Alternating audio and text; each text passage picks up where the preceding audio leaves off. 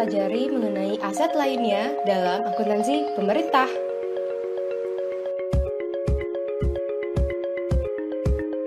Apa aja yang akan kita bahas? Yang pertama adalah aset tidak berwujud. Yang kedua ialah kemitraan dengan pihak ketiga. Yang ketiga ialah kas yang dibatasi penggunaannya. Dan yang keempat ialah aset lain-lain.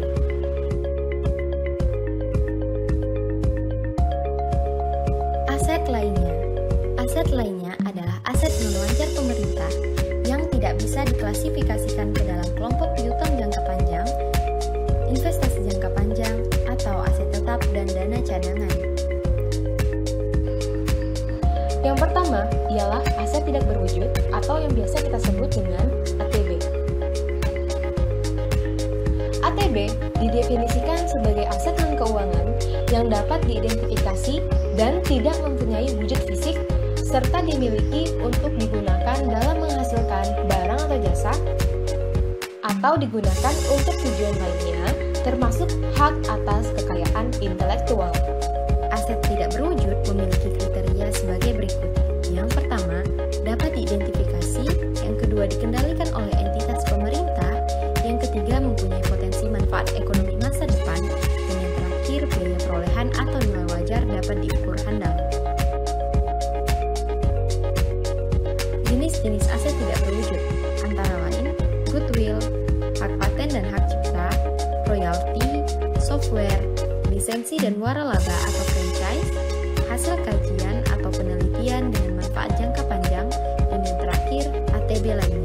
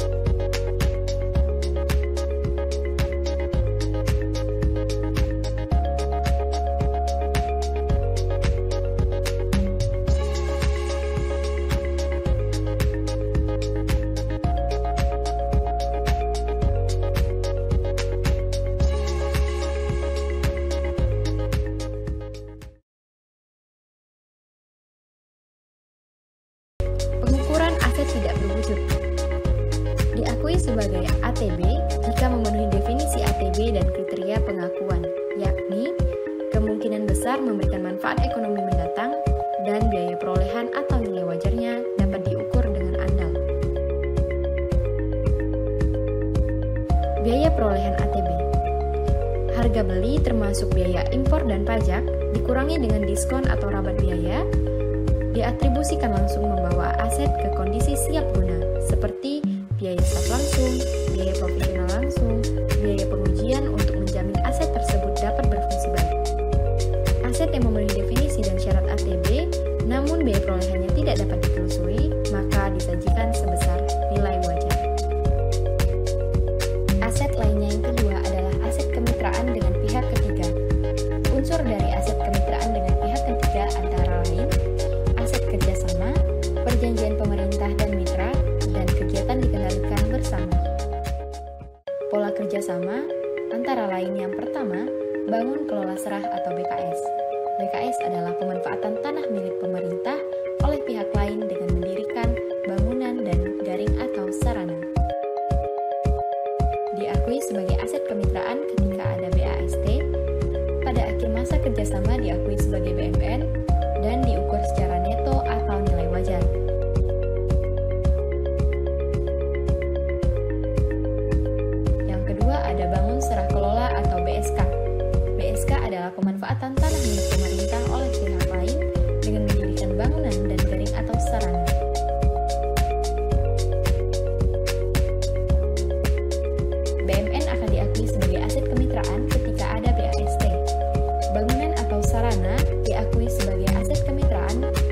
pendapatan tangguhan atau kewajiban saat ada BAST.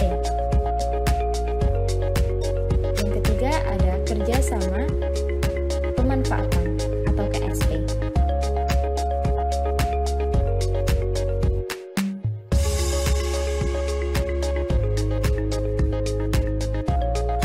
KSP adalah pendayagunaan barang milik negara oleh pihak lain dalam jangka waktu tertentu dalam rangka peningkatan penerimaan negara bukan pajak dan sumber pembiayaan lainnya.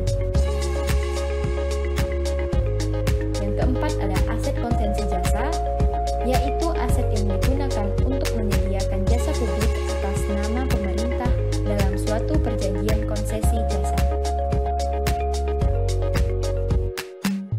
Dan yang terakhir ada perjanjian konsesi jasa, yaitu kompensasi penyediaan jasa publik.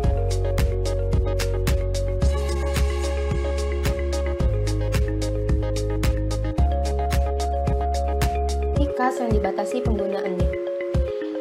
Nah, sekilas tentang kas yang dibatasi penggunaannya, yaitu uang yang merupakan hak pemerintah namun dibatasi penggunaannya atau yang terikat penggunaannya untuk membiayai kegiatan tertentu dalam waktu lebih dari 12 bulan sejak tanggal pelaporan. Unsurnya yaitu hak pemerintah yang dibatasi serta terikat untuk membiayai kegiatan dalam waktu lebih dari 12 bulan.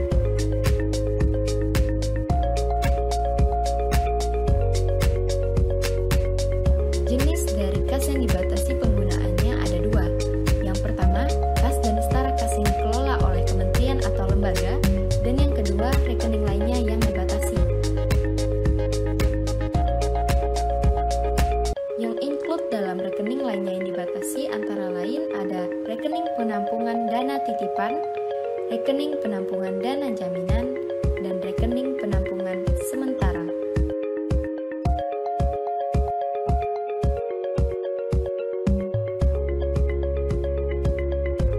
Kas yang dibatasi penggunaannya akan diakui ketika disisihkan, serta diukur sebesar nilai nominal.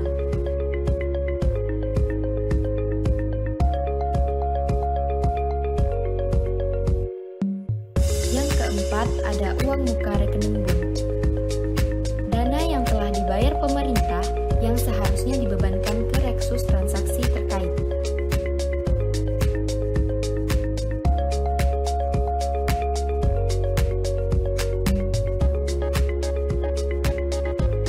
Yang pertama, SP2D Reksus yang belum dibebankan di Reksus terkait, saldo Reksus kurang atau kosong, sistem aplikasi error sehingga gagal dibebankan.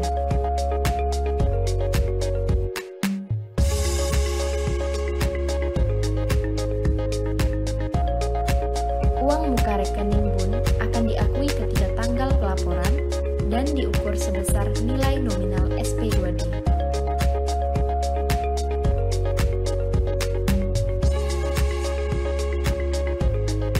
Jenis terakhir dari aset lainnya adalah aset lain-lain. Jenis ini tidak dapat dimasukkan ke 4 kelompok sebelumnya.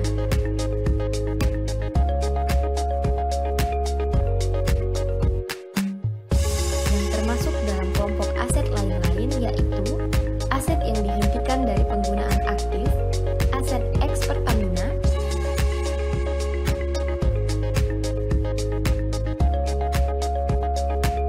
aset ex K3S, aset ex PT Perusahaan Pengelola Aset atau PT PPA.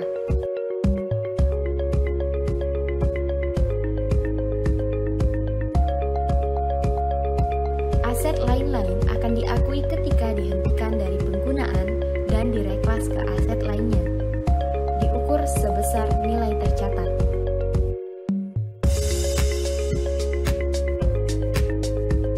Aset yang berasal dari reklas aset tetap akan disusutkan penghapusan maksimal 12 bulan sejak reklasifikasi.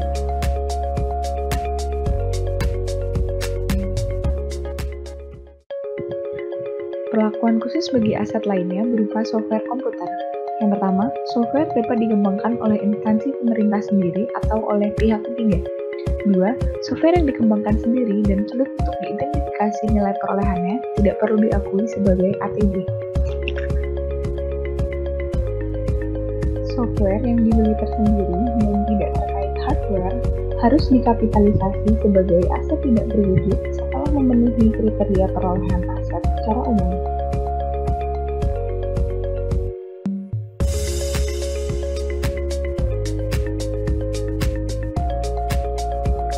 Untuk software yang merupakan bagian integral dari suatu hardware, diakui sebagai bagian perolehan hardware dan dikapitalisasi sebagai bagian dari hardware tersebut.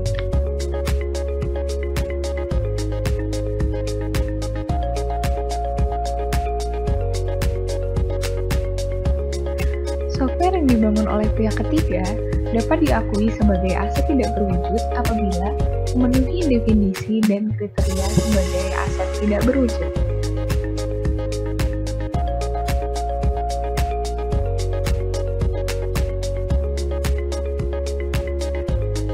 Software yang diniatkan untuk dijual atau diserahkan kepada masyarakat akan dicatat sebagai persediaan.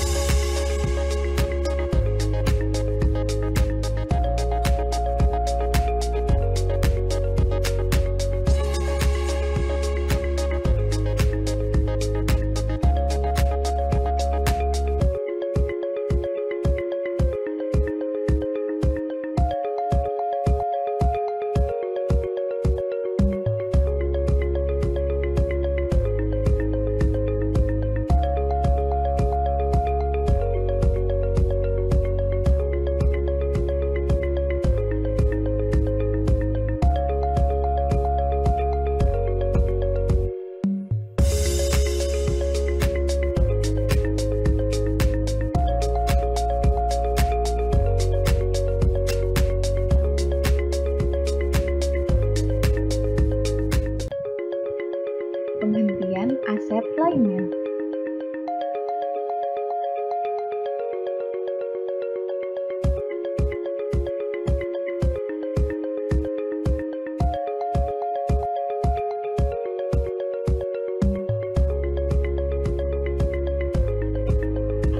Khusus untuk aset tidak berwujud dapat dihentikan dan dilepaskan, sedangkan 3 jenis aset lainnya tidak bisa.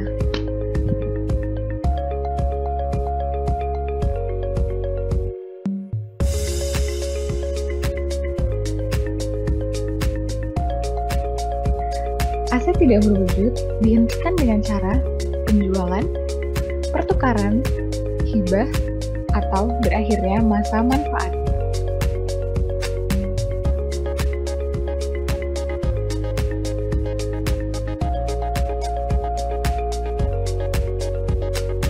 Jika aset tersebut dijual, sehingga pada saat transaksi belum seluruh nilai buku aset tidak berwujud yang bersangkutan habis diamortisasi, maka selisih harga jual dengan nilai buku diperlakukan sebagai pendapatan atau beban dari kegiatan non-operasional pada laporan operasional. Penerimaan kas akibat penjualan dibukukan sebagai pendapatan dan dilaporkan pada laporan realisasi anggaran. Kas tersebut juga dikelompokkan sebagai kas dari aktivitas investasi pada laporan arus kas.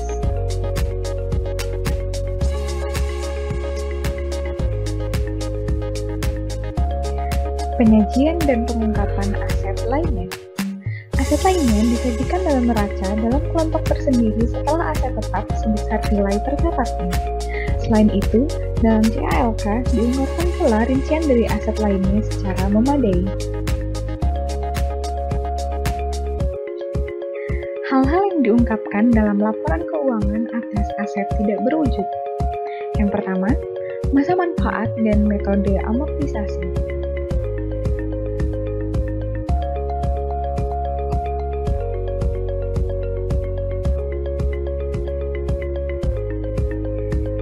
Yang kedua, nilai tercatat bruto, jumlah amortisasi yang telah dilakukan, dan nilai buku aset tidak berwujud.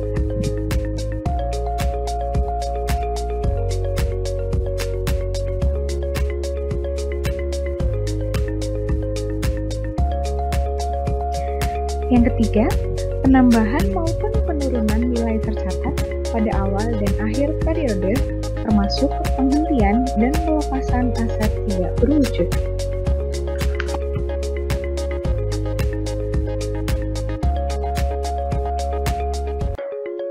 Selanjutnya, terkait dengan aset kemitraan dengan pihak ketiga, pengungkapan yang harus dibuat sehubungan dengan perjanjian.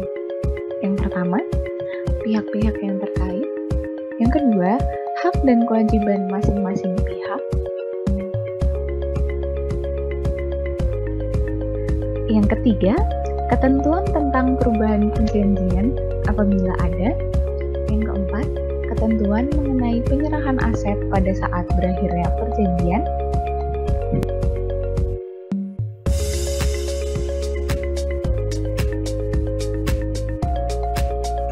Yang kelima, ketentuan kontribusi yang harus dibayar mitra ke rekening kas negara. Dan yang terakhir, penghitungan hak bagi pendapatan hasil kerja sama.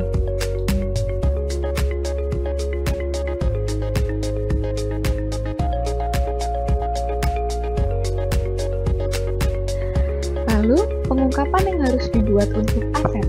Yang pertama, klasifikasi aset yang membentuk aset kerjasama. Yang kedua, penentuan biaya perolehan aset kerjasama. Dan yang ketiga, penentuan penyusutan aset kerjasama.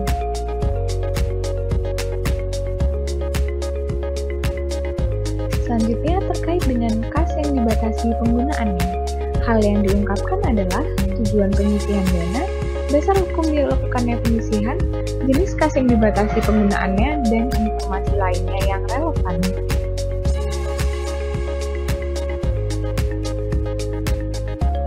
Yang terakhir, terkait dengan aset lain-lain.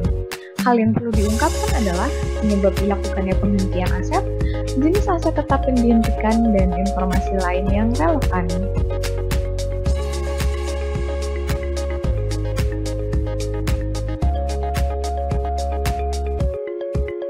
Sekian penjelasan mengenai aset lainnya dalam akuntansi pemerintah yang berisi aset tidak berwujud, aset kemitraan dengan pihak ketiga, kas yang dibatasi penggunaannya, dan juga aset lain-lain. Selanjutnya, kita akan membahas contoh-contoh soal berikut ini.